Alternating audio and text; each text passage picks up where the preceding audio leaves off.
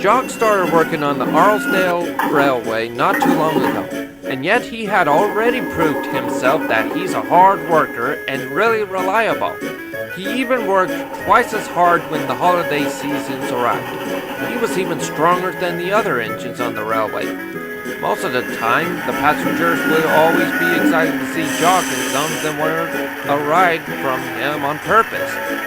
All that made Jock get into his smoke box, and made him think he's the best thing that ever happened to him. One day, a lorry was supposed to bring a load to Narrator station, but it broke down along the way, and thankfully, Fergus Duncan was there to see the problem. I was supposed to drop this off to Sir Topham Hatt, but now I can't because my truck just broke down. Am I going to do? Don't worry, one of my engines is close by from here. I'll have him get a flatbed and he'll drop it off for you. The lorry driver was very pleased. When Jock arrived with a flatbed, the load got on and Jock set off. He was being useful once again, but he was being very cocky at the sheds that night. I just don't get it. What's even the point about road vehicles driving with packages if we can just do the same?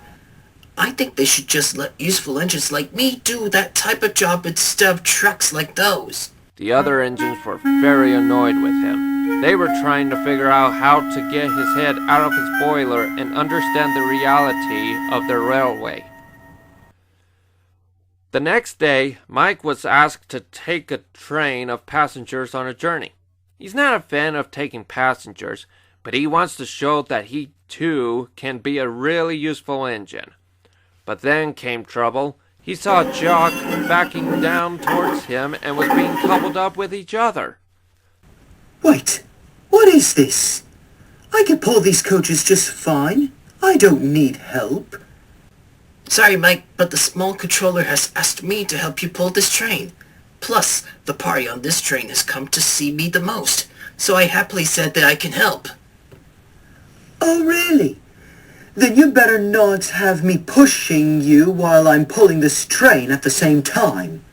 That gave him a splendid idea. He whispered it to his driver, and he agreed to it. We'll do it after we get to the water tower.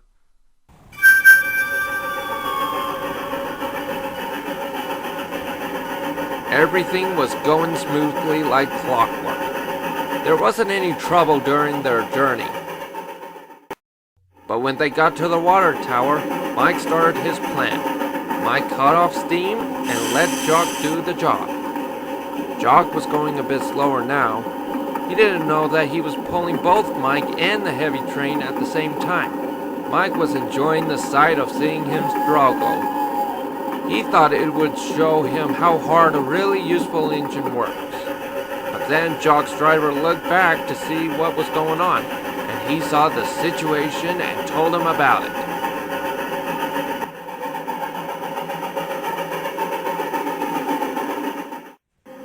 When they made it to the station, Jock started talking to Mike. Boy, that was an exhausting job. Are you feeling tired, Mike? I can see where you're going with this. So I'll just cut to the point. I thought it would be nice for you to have all the fun, so I didn't bother spoiling it and making you all upset. Oh, I see. I was wondering if I was going too fast on you, but I see what you mean now. Wait, too fast? You thought we were going too fast? Oh, just you wait. I'll show you. But before he can, Jock chuckled and immediately left, leaving Mike to do the train by himself. When it was time to leave, he started to go really fast and his driver was worried. Steady, Mike. We're not having a race. Pah! That's what you think.